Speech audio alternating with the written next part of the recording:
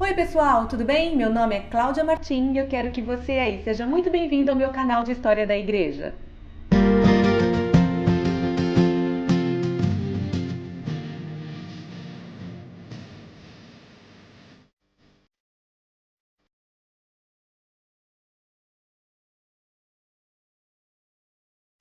E o vídeo de hoje é muito especial porque nós vamos falar das primeiras denominações evangélicas que surgiram aqui no Brasil. Só que antes disso, se você ainda não é inscrito nesse canal, se inscreva, deixe seu like, compartilha. Se você já é inscrito, já vai deixando seu joinha e já vai comentando aí de qual igreja você é, se você sabe que a igreja em que você está hoje, ela veio de qual dessas igrejas que nós vamos comentar aqui, porque nós vamos ver que elas foram se ramificando, não é? Então é interessante você saber qual é a sua origem aí dentro desse contexto todo. Aqui no canal, em alguns vídeos anteriores, eu vou deixar para vocês o link aqui no card e também aqui na descrição do vídeo, eu falei a respeito do protestantismo de imigração e o protestantismo de missão. Nesse vídeo eu falei sobre a chegada dos luteranos, dos anglicanos, falei sobre os batistas, presbiterianos, congregacionais, metodista, enfim, essas denominações que vieram para cá em virtude do trabalho ou também em virtude da missão, né, da obra missionária. E hoje nós vamos falar de como surgiram as primeiras e as principais denominações evangélicas já aqui no Brasil. E a primeira delas é a Assembleia de Deus. A Assembleia de Deus teve seu início no Brasil por intermédio dos missionários Gunnar Wingren e Daniel Berg, que chegaram no Belém do Pará no dia 19 de novembro de 1910. Eles vinham dos Estados Unidos e a princípio lá frequentavam a Igreja Batista, a denominação que ambos pertenciam naquele país. Esses missionários suecos, que a princípio se estabeleceram numa igreja batista aqui no Brasil, eles já trouxeram na sua bagagem a questão do batismo do Espírito Santo com a glossolalia, que é o falar em outras línguas, como evidência de manifestações que já vinham ocorrendo em reuniões de oração lá nos Estados Unidos, principalmente naquelas que eram conduzidas por Charles Fox Parham, mas teve o seu apogeu através de um dos seus principais discípulos, um pastor afro-americano chamado William Joseph Seymour, lá da Rua Azusa, em Los Angeles, em 1906. A doutrina do batismo com o Espírito Santo causou certa divergência entre os irmãos. Enquanto um grupo aderiu, um outro grupo rejeitou. Assim, conforme relatam atas de reuniões daquela época, os adeptos ao pentecostalismo foram desligados dessa igreja batista em 18 de junho de 1911. Então foi fundada a denominação das Assembleias de Deus no Brasil. A mensagem do pentecostalismo ganhou força rapidamente, atraindo um grande número de seguidores. A Igreja Assembleia de Deus se caracteriza por sua ênfase na experiência do batismo no Espírito Santo com as manifestações carismáticas, como falar em línguas e a cura divina.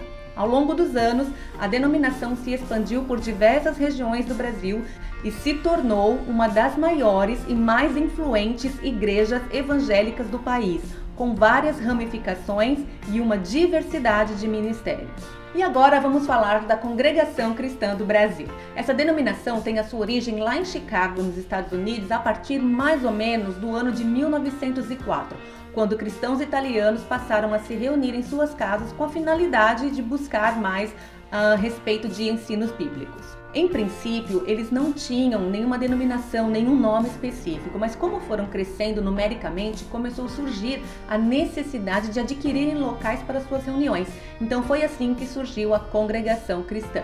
No Brasil, chegaram em 1910, então foi oficializada com o Estatuto em 1931, sob o nome de Congregação Cristã no Brasil.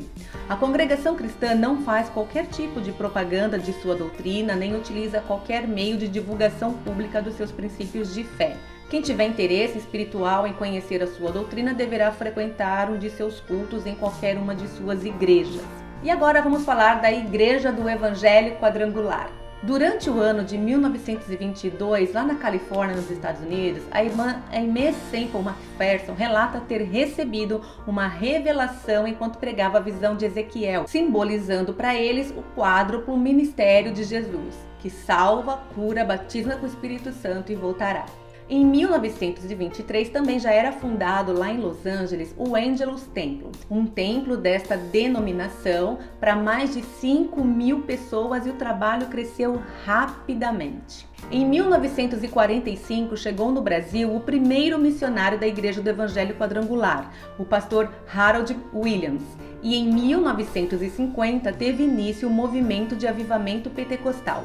Há relatos de curas divinas, batismo no Espírito Santo, profecias e sinais sobrenaturais que faziam parte das concentrações em massa sob tendas e promovidas pela denominação, levando à conversão milhares de pessoas. Agora vamos falar da Igreja O Brasil para Cristo. Em 1955, após relatos de ter tido uma visão espiritual, o missionário Manuel de Melo deu início à Igreja Pentecostal O Brasil para Cristo e sonhava levar o Evangelho para os 4 cantos do Brasil. Esse missionário, Manuel de Melo, também participou das Cruzadas Evangelísticas Nacionais da Igreja do Evangelho Quadrangular, onde recebeu grande influência na sua pregação. O missionário prosseguiu com a ideia de cultos em tendas neste ministério novo que abriu.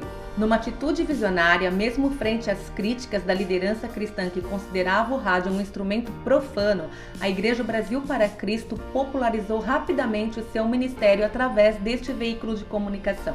A partir desse momento, a igreja teve um crescimento numérico bastante expressivo e se espalhou por todo o território nacional. E agora, avançando alguns anos, nós chegamos na vez da Igreja Pentecostal Deus é Amor. Essa igreja foi fundada no dia 3 de junho de 1962 pelo missionário Davi Martins de Miranda. E com o passar dos anos, inúmeras igrejas foram abertas em todos os continentes, totalizando mais de 22.000 templos.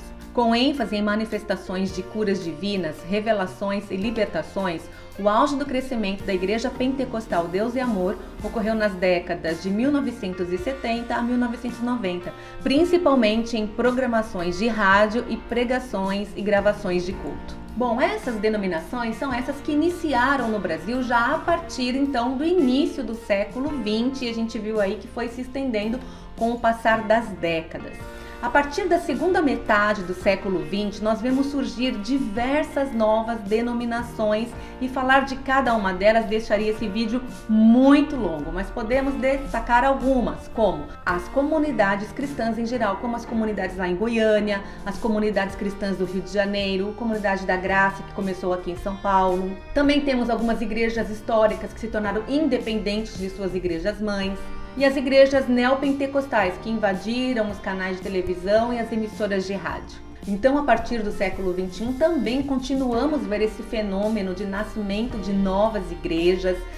O número continua crescendo no Brasil. Muitas são frutos dessas igrejas que eu comentei nesse vídeo, outras frutos daquelas igrejas que eu comentei no vídeo anterior. É importante a gente perceber que o número de evangélicos no Brasil vem crescendo ano após ano.